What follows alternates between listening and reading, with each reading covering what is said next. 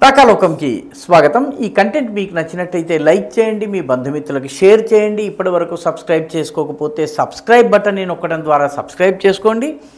పక్కనే ఉన్న బెల్ ఐకాన్ని నొక్కినట్లయితే కొత్త వీడియో పెట్టగానే రాకాలోకంలో మీకు నోటిఫికేషన్ ద్వారా తెలియజేయడం జరుగుతుంది। మిత్రులారా, కాంగ్రెస్ పార్టీ యొక్క అతి ముఖ్యమైనటువంటి నాయకుడు రాహుల్ గాంధీ, ఆయన సోదరి ప్రియాంక వాడ్రా, వీళ్ళిద్దరూ త్వరలో అయోధ్యకు వెళ్ళి అయోధ్యలో బాలరాముణ్ణి దర్శించుకోబోతున్నారు। కాంగ్రెస్ సోర్సెస్, కాంగ్రెస్కి సంబంధించినటువంటి వర్గాల్లో చాలా చర్చ జరుగుతున్నటువంటి విషయం ఇది।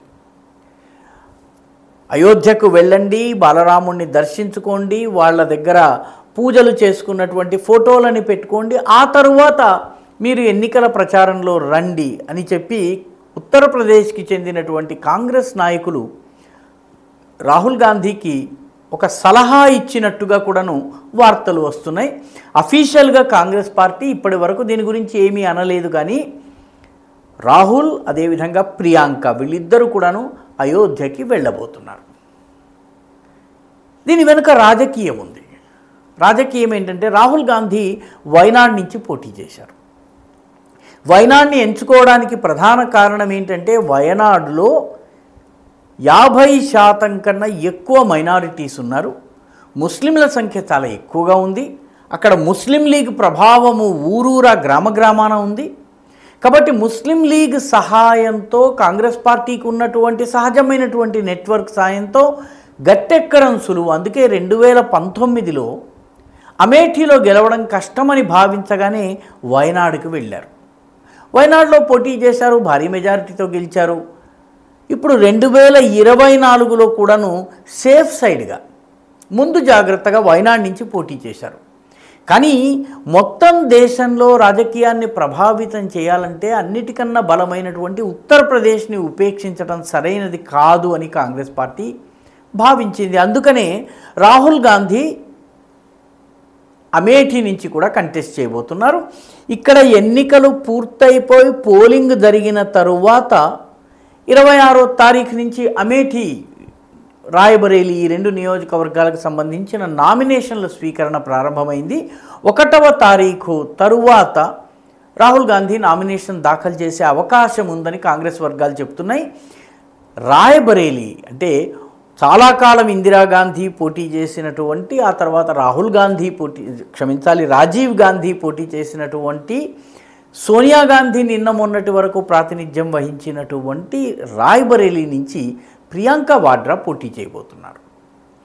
ప్రియాంక వాడ్రా అక్కడికి వెళ్తారు। అమేఠీ, ఈ రెండు కాంగ్రెస్ కుటుంబం, నెహ్రూ గాంధీ కుటుంబ కంచుకోటలు కాబట్టి వీటిని ఏదో రకంగా కాపాడుకునేటటువంటి ప్రయత్నం చేస్తున్నారు। వయనాడ్లో ప్రత్యక్షంగా ముస్లిం మెజారిటీ ఓట్ల కోసము వెళ్ళి అక్కడ సురక్షితమైన సీటుగా భావించారు కాబట్టి ఇక్కడ ఉత్తరప్రదేశ్లో ప్రస్తుతం ఉన్నటువంటి హిందుత్వ వాతావరణం ఏదైతే ఉందో దీనిని దృష్టిలో పెట్టుకుని ఏదో ఒకటి చెయ్యక తప్పదు। ఏం చేయాలి? కాశీ విశ్వనాథ్కి వెళ్ళినట్టయితే కాశీ విశ్వనాథ్లో జ్ఞానవాపి గురించి మాట్లాడవలసి ఉంటుంది, కాశీ కారిడార్ ఎంత బ్యూటిఫుల్గా ఉందో చెప్పవలసి ఉంటుంది, అక్కడ ఉన్నటువంటి ఏర్పాట్ల గురించి విలేకరులు అడిగినటువంటి ప్రశ్నలకు జవాబు ఇవ్వవలసి ఉంటుంది।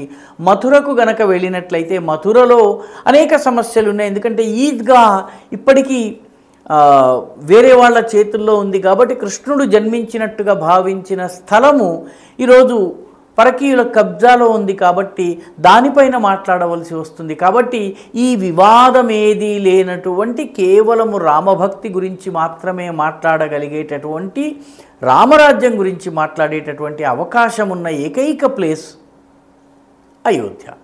అందుకనే హిందూ ఓట్లను అడగాలి కాబట్టి, ఉత్తరప్రదేశ్లో ఉన్నటువంటి హిందూ వాతావరణాన్ని ఉపయోగించుకోవాలి కాబట్టి అటు అమేఠీలో ఇటు రాయబరేలీలో హిందూ ఓట్లే కీలకము, ముస్లిం ఓట్లు చాలా తక్కువగా ఉన్నటువంటి నియోజకవర్గాలు కాబట్టి ముందు అయోధ్య రాముడి దగ్గరికి వెళ్ళాలని నిర్ణయించుకున్నారు।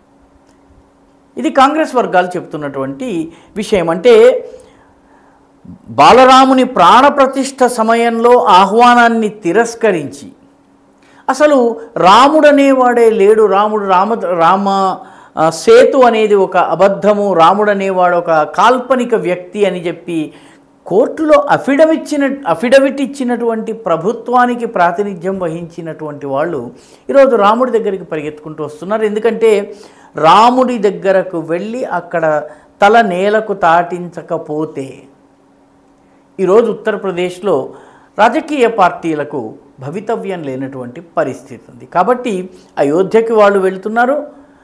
దీనికి సంబంధించి ఇప్పటివరకు అఫీషియల్గా ఏమీ రాకపోయినప్పటికీ మొత్తం మీద వాళ్ళ లక్ష్యము అమేఠీ, రాయ్బరేలీ. ఎన్నికలు వచ్చిన తరువాత మాత్రమే, ఓట్లు అడగవలసినటువంటి పరిస్థితి వచ్చిన తరువాత మాత్రమే వీళ్ళు అయోధ్యకు వెళ్తున్నారన్నది గుర్తుంచుకోవాలి. నిజానికి ఇది కేవలము ఓటు భక్తే కానీ రామభక్తి కాదు.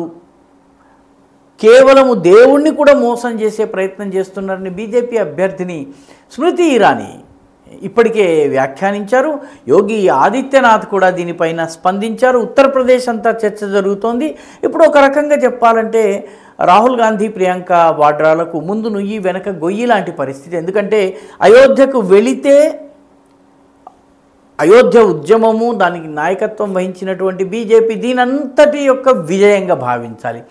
ఒకవేళ ఈ ప్రచారం అంతా జరిగి వెళ్ళకపోతే, చూసారా అయోధ్యకు వెళ్ళలేదు వీళ్ళ సానుభూతి ఎవరి వైపు ఉంది, వీళ్ళు ఎవరి పక్షమో చూడండి అని చెప్పి బీజేపీ ప్రచారం చేసేటటువంటి అవకాశం ఉంది. కాబట్టి వాళ్ళు అయోధ్యకి వెళితే ఒక తంట, వెళ్లకుండా ఉంటే ఇంకొక తంట ఉండేటటువంటి పరిస్థితి మొత్తం మీద వాళ్ళకి కలిగింది. అయితే మే 1 తరువాత నామినేషన్లు ఇద్దరు కూడా దాఖలు చేసే అవకాశం ఉందని కాంగ్రెస్ వర్గాలు చెప్తున్నాయి. మే 26వ తారీఖున అక్కడ ఎన్నికలు జరగబోతున్నాయి. చాలామందికి గుర్తుండే ఉంటుంది, రాజీవ్ గాంధీ కూడాను 1989లో తన ఎన్నికల ప్రచారాన్ని అయోధ్య నుంచి ప్రారంభించి రామరాజ్యాన్ని తీసుకుని రావడం నా లక్ష్యం అని చెప్పి అన్నారు. కాబట్టి రాజకీయాల్లో అవసరం రాగానే రాముడు గుర్తుకు రావడము చాలా సహజమైపోయింది కుహనా సెక్యులర్ శక్తులకి.